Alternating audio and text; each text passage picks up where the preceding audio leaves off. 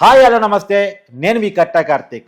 అసెంబ్లీకి రాని పార్టీ అసెంబ్లీలో ఎందుకు? వైసీపీ రైత ఆంధ్రప్రదేశ్ని తయారు చేయటమే మన పార్టీ యొక్క లక్ష్యం అనేటువంటిది పవన్ కళ్యాణ్ క్యాడర్గా దిశానిర్దేశం చేస్తున్నట్టుగా తెలుస్తూ ఉంది.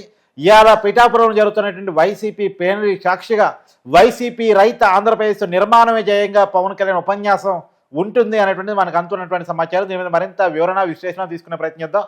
మనతో ఉన్నారు ప్రముఖ విశ్లేషకులు కొత్తరాజరావు గారు. సార్ నమస్కారం. నమస్తే సార్, వైసీపీ రైత ఆంధ్రప్రదేశ్ని తయారు చేయాలి, రెండోది అసెంబ్లీకి రాని పార్టీ అసెంబ్లీలో ఎందుకు అనేది పవన్ కళ్యాణ్ మాట్లాడబోతున్నట్టు తెలుస్తూ ఉంది.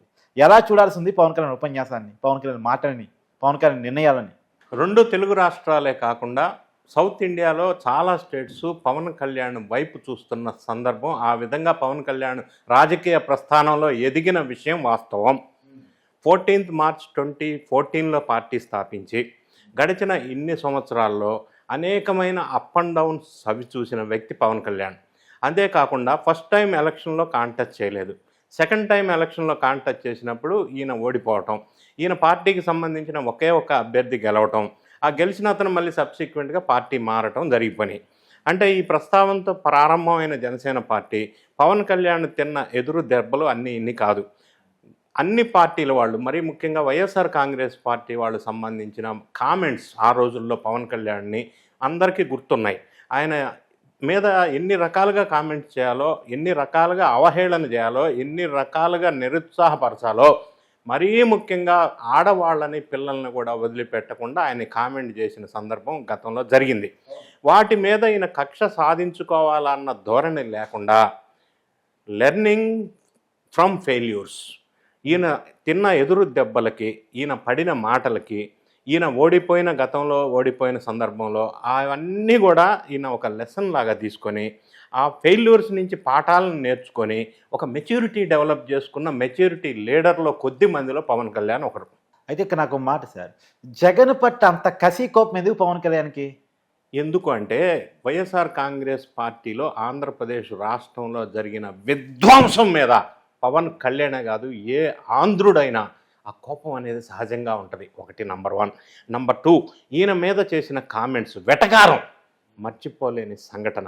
దానివల్ల ఆయన తీసుకున్న నిర్ణయం ఆంధ్రప్రదేశ్లో వైఎస్ఆర్ కాంగ్రెస్ పార్టీ ఉండకూడదు. ఆ రోజు మనం ఒక్కసారి గమనించుకున్నట్టయితే చంద్రబాబు నాయుడు గారిని అరెస్ట్ చేసి 53 రోజులు జైల్లో పెట్టి హింసించి కక్ష సాధింపు చర్యల్లో భాగంగా వైఎస్ఆర్ కాంగ్రెస్ పార్టీ చేసింది ఏదైతే ఉందో అది ఎన్డీఏ గవర్నమెంట్ విజయానికి సహకరించింది. వైఎస్ఆర్ కాంగ్రెస్ పార్టీ వాళ్ళు తవ్వుకున్న సందర్భం అది. ఆ సందర్భంలో జైలు దగ్గరకు వచ్చి పవన్ కళ్యాణ్, అప్పటికే బీజేపీలో కొలాబరేషన్లో ఉన్న పవన్ కళ్యాణ్ వాళ్ళని సంప్రదించకుండానే కన్విన్స్ చేయగలను అని ఒక కాన్ఫిడెన్స్ తోటి ఎన్డీఏ కూటమిని అనౌన్స్ చేశాడు జైలు దగ్గరికి వచ్చి పరామర్శించడానికి. అది ఒక స్పందన. అంటే పరిస్థితులను బట్టి సిచ్యువేషన్ బేస్ చేసుకొని రైట్ టైంలో రైట్ డెసిషన్ తీసుకొని ప్రజల మన్ననని పొందే విధంగా ఒక డెసిషన్ ముందుకు తీసుకెళ్ళి వైఎస్ఆర్ కాంగ్రెస్ పార్టీ ఉండకూడదంటే 3 పార్టీలు కలిసి పోటీ చేయాలని అన్ని పార్టీని ఒప్పించి మెప్పించి పోటీకి దిగటం. రెండోది చరిత్ర, 100% స్ట్రైకింగ్ రేట్తో వీళ్ళని వెటకారం చేసిన వాళ్ళు నోరు మూతపడే విధంగా 21 out of 21 సీట్లు గెలవటం అనేది ఒక చరిత్ర. అంత సక్సెస్ రేట్తో ముందుకెళ్ళినప్పటికీ వైఎస్ఆర్ కాంగ్రెస్ పార్టీ నాయకత్వంలో ఉన్న నాయకులకు ఉన్న అహంభావం లేకుండా మెచ్యూరిటీ డెవలప్ చేసుకున్న ఒక్క లీడర్స్లో కొద్ది మందిలో పవన్ కళ్యాణ్. ఆ విధంగా ముందుకెళ్తున్న సందర్భంలో మరీ ముఖ్యంగా ఆయన అచీవ్మెంట్స్, సక్సెస్ మనం ఒక్కసారి గ్రాఫ్ చూసినట్టయితే ఆఖరికి బీజేపీ సెంట్రల్ గవర్నమెంట్ కూడా పవన్ కళ్యాణ్ని ఆదరించి ఈయన మీద గౌరవభావం పెంచే విధంగా ఈయన గ్రోత్ పెరిగింది. అందులో భాగంగానే ఇంకొక సక్సెస్ అచీవ్మెంట్ చూసినట్టయితే మహారాష్ట్ర పక్క రాష్ట్రంలో జరిగిన అసెంబ్లీ ఎలక్షన్లో 11 అసెంబ్లీ నియోజకవర్గాల్లో ఈయన వెళ్ళి స్టార్ క్యాంపైనర్గా బీజేపీ వాళ్ళు ఆహ్వానం మేరకు వెళ్ళి ప్రచారం చేస్తే 11 out of 11 మహారాష్ట్రలో కూడా ఈయన ప్రభావం వల్ల గెలిచారు అనేది వాస్తవం. దానివల్ల రెండోది తిరుపతి లడ్డు అపవిత్రతని బేస్ చేసుకొని తీవ్రంగా స్పందించి సనాతన ధర్మ పరిరక్షణ పేరుతోటి బీజేపీకి మరింత ఇంకా దగ్గరగా బంధం బలపడే విధంగా ప్రవర్తించిన విధానం, వీటన్నిటి విషయాలను మనం ఒక్కసారి ఓవర్వ్యూ చూసినట్టయితే పవన్ కళ్యాణ్ జనసేన పార్టీని స్ట్రెంథన్ చేసుకుంటూ శ్రేణుల్ని ఉత్సాహపరుస్తూ ముందుకు వెళ్తున్నారు. కాబట్టే వైఎస్ఆర్ కాంగ్రెస్ పార్టీ నుంచి క్యూ కట్టి జనసేనలోకి శ్రేణులంతా జాయిన్ అవుతున్నారు. అది మాజీ మంత్రుల దగ్గర నుంచి అందరూ అవును, వైసీపీ నుంచి రాజీనామా చేసేవాళ్ళు జనసేన మంచి ఆప్షన్ ఎంచుకుంటున్నారు. అంటే దాని మీనింగ్ ఏంటి? వైఎస్ఆర్ కాంగ్రెస్ పార్టీ పడవ మునిగిపోతుంది, జనసేనే ఈ ఆంధ్ర రాష్ట్రంలో వాళ్ళకి కనిపించిన దిక్కుగా మనకి అభివర్ణించవచ్చు. ఈ విధంగా జాయిన్ అవుతున్న తరుణంలో రాష్ట్ర స్థాయిని దాటి ఆయన రాష్ట్ర హద్దులను దాటి వేరే రాష్ట్రాల్లో కూడా ఇమేజ్ పెంచుకుంటున్న సందర్భంలో, బీజేపీకి బాగా దగ్గర అవుతున్న సందర్భంలో ముందుకెళ్తుంది మనం ఒకటి చూసాం. ఇంకొకటి మనం ఎందుకంటే ఈరోజు వాళ్ళది ఫౌండేషన్ డే కాబట్టి ఇంకొక విషయం అనే రాజకీయ చరిత్ర ప్రయాణం మనం ఒకసారి చూసినట్టయితే, ఎవరైతే మాటలు అన్నారో, కామెంట్ చేశారో, హేళన చేశారో వాళ్ళు కూడా ఆశ్చర్యపడే విధంగా ముందుకెళ్తా ఉన్నాడు. ఫస్ట్ టైం ఎమ్మెల్యే అయ్యాడు, ఫస్ట్ టైం మినిస్టర్ అయ్యాడు. మినిస్టర్ అయిన తర్వాత సబ్జెక్ట్ మీద గ్రిప్ రావడానికి ఎవరికైనా చాలా టైం పడుతుంది. అయినప్పటికీ ఎక్కువ టైంలో తీసుకోకుండా తక్కువ టైంలో సబ్జెక్ట్ మీద గ్రిప్ తెచ్చుకోవటం, దానికి ఎగ్జాంపులే ఈయన ఎక్కడైతే ఇష్యూ ఉందో, ఎక్కడైతే సమస్య ఉందో అధికారులను ఆదేశించి చైర్లో ఆఫీసులో కూర్చొని చేయటం కాకుండా దానికి భిన్నంగా ఒక వినూత్నమైన రాజకీయ పరిణితి చెందిన నాయకుడిగా, సమస్య ఉంటే అది పీడిఎస్ రైస్ కావచ్చు, లేదా గిరిజన ప్రాంతాల్లో రోడ్లు లేక డోలీల్లో మనుషుల్ని మోసుకెళ్తున్న సందర్భంలో ప్రత్యక్షంగా అక్కడికి వెళ్ళటం కావచ్చు, రోడ్లు నాణ్యతను పరిశీలించడం కావచ్చు, ఎక్కడైనా సమస్య ఉందని చెప్పినప్పుడు వెంటనే స్పందిస్తున్న తీరు కావచ్చు, ఇవన్నీ అంశాలు మనం ఒక్కసారి పరిశీలన చేసుకున్నట్టయితే ఈయన ఎదుగుతున్న ఏదైతే బాట ఉందో, గ్రాఫ్ ఉందో, ఆ గ్రాఫ్ మరింత పటిష్టంగా ముందుకెళ్తా ఉంది. సో ఇప్పుడు జనసేన తీసుకున్న నినాదం వాళ్ళ ఫౌండేషన్ డే సందర్భంగా వైఎస్ఆర్ కాంగ్రెస్ పార్టీ రహిత ఆంధ్రప్రదేశ్ నంబర్ 1.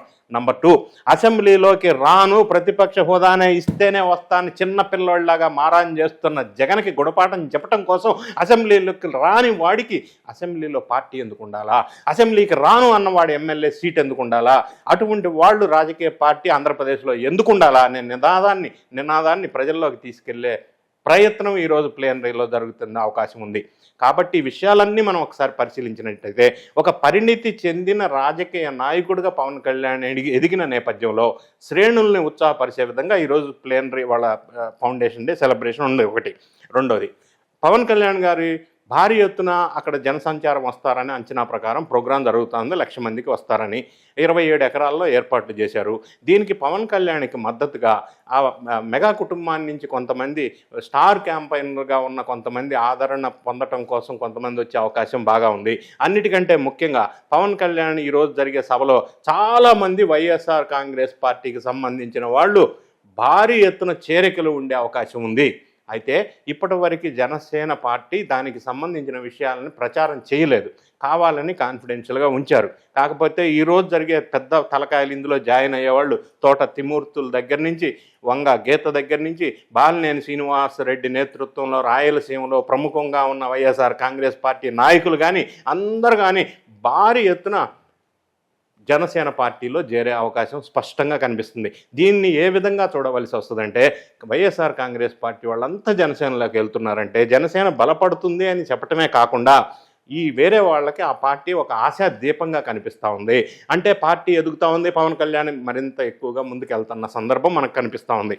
ఈ విధంగా చూసినప్పుడు వచ్చే రోజుల్లో, రాబోయే సంవత్సరాల్లో ఆంధ్ర రాష్ట్రంలో పవన్ కళ్యాణ్ జనసేన పార్టీ మరింత స్ట్రెంగ్తన్గా అయ్యే అవకాశం ఉంది. దీంతో పాటుగా పక్కనున్న సౌత్ ఇండియాలో వేరే రాష్ట్రాల్లో కూడా పవన్ కళ్యాణ్ ఇమేజ్ పెరిగే విధంగా ఆయన ఆలోచన, ఆయన స్ట్రాటజీ, వ్యూహంతో ముందుకెళ్తున్న సందర్భం మనం చూసాం. ఆ విధంగా రాబోయే రోజుల్లో ఈయనకి ఇంకా పార్టీ పటిష్టతగా ఇంకా పెరిగే అవకాశం బాగా ఖచ్చితంగా కనిపిస్తూ ఉంది. ఈ విధంగా మనం చూసినప్పుడు పవన్ కళ్యాణ్ జనసేన పార్టీ ఆంధ్రప్రదేశ్లో తిరుగులేని శక్తిగా ఎదగటానికి చాలా గొప్ప అవకాశాలు కనిపిస్తూ ఉన్నాయి. Thank you sir. Thank you.